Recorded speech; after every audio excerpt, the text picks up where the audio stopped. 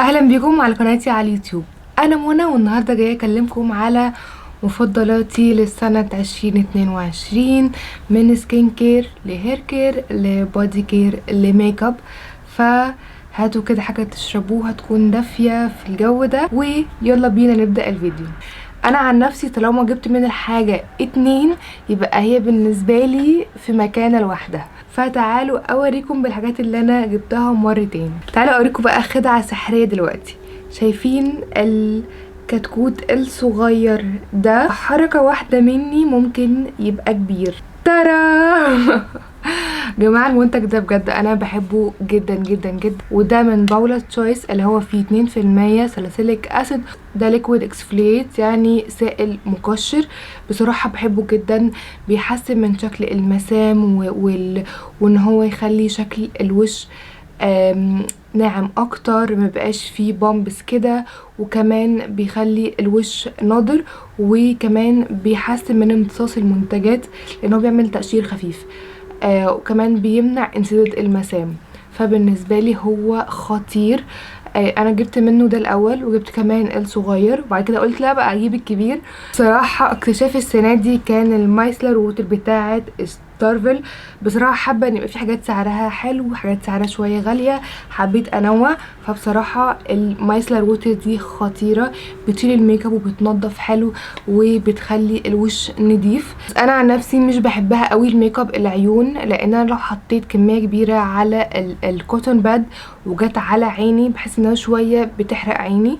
لكن هي للوش كله، سواء حاطه ميك اب او لا، حاطه هيفي ميك اب فول ميك اب، بتشيلها كويس جدا. بس ميك اب العيون مش بستخدمها عليه. طبعا انتوا زهقتوا ان انا بتكلم كتير قوي على لاروش سيكابلاس. انا بموت فيه، بمعنى بموت فيه. جايبه منه بتاع جبت منه حوالي 4 تقريبا. ده اكتر منتج انا بريستوك، فهو للاسف حاليا ناقص من السوق، بس انا عن نفسي بحبه جدا جدا جدا.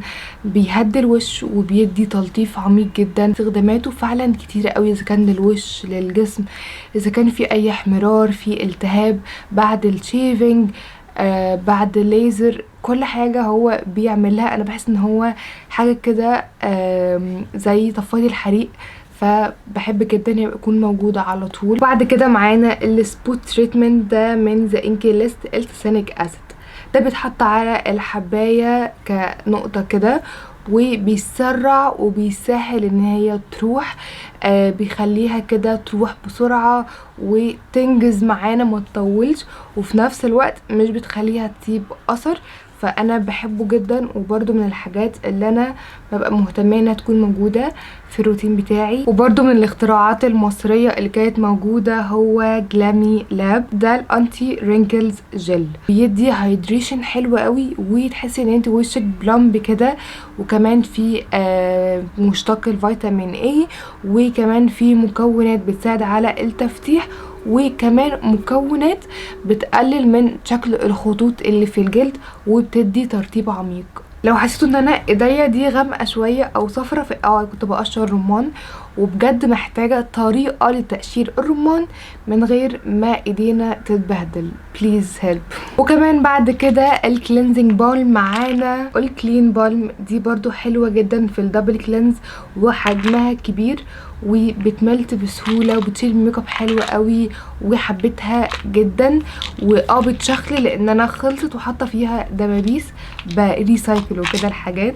فدي انا حبيتها جدا جدا جدا، وغالبا كده هريستوك برضو وهشتريها مره كمان.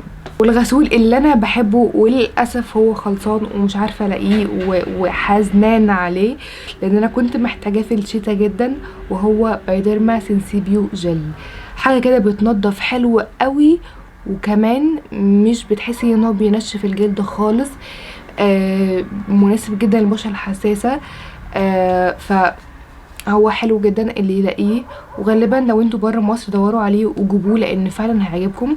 مناسب لكل انواع البشره، وخصوصا الحساسه، سواء دهنيه هتحبيه برضو. انا دهنيه وحبيته جدا. ومعانا كواكي شمس بقى الاتنين دول. ومعانا يوسيرين الاويل كنترول، اويلي اكني برون سكين، ودراي تاتش، وسان جيل كريم. بقول اسمه كله لان في كذا نوع نفس الشكل ده.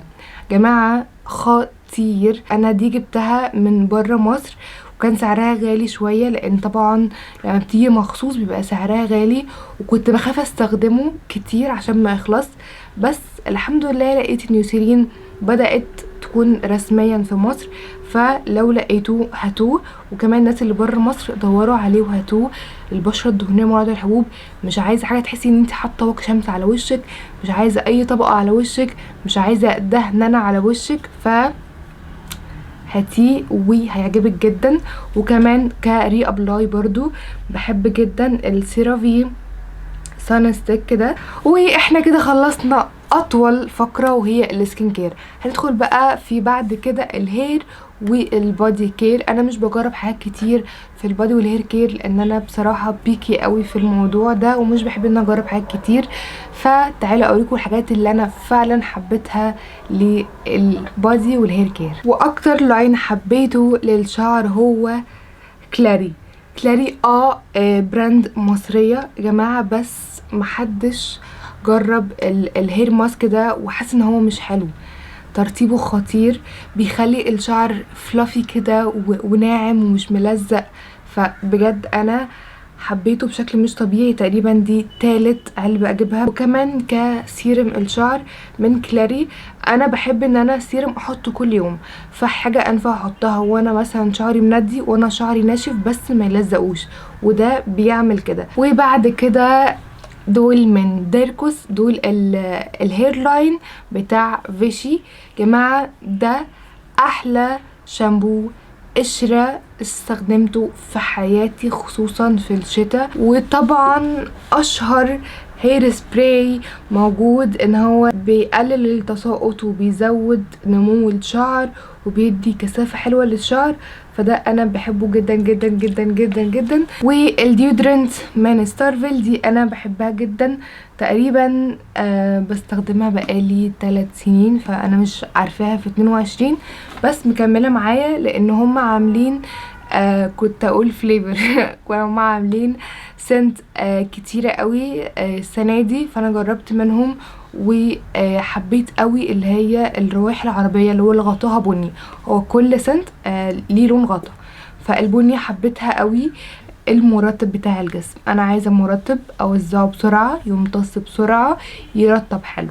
وشان بودي ميلك عمل المعادله دي، انا بجد بحبه قوي، ترتيبه حلو جدا مع اني مش بدأ استخدمه من كتير، بقالي مثلا شهر ونص، بس حبيت ترتيبه حبيت ترتيبه.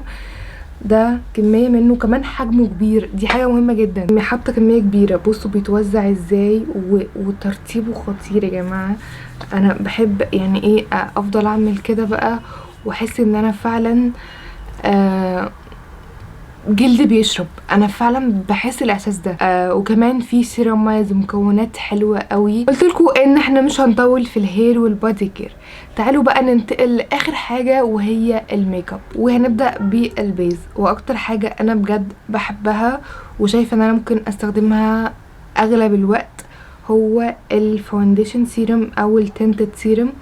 هو التنتد سيرم ده من لوريال جماعه، حلو قوي، ليه مميزات كتيره قوي، ان هو مش تقيل، خفيف قوي، مش محتاج باودر، بيدي وش فايق، مش بيخفي العيوب، اللي هو فول كفرج، بس تخطيطه تحس ان انتي وشك فايق كده واللي هو فلولس، مش بيخفي العيوب، بس بجد خطير.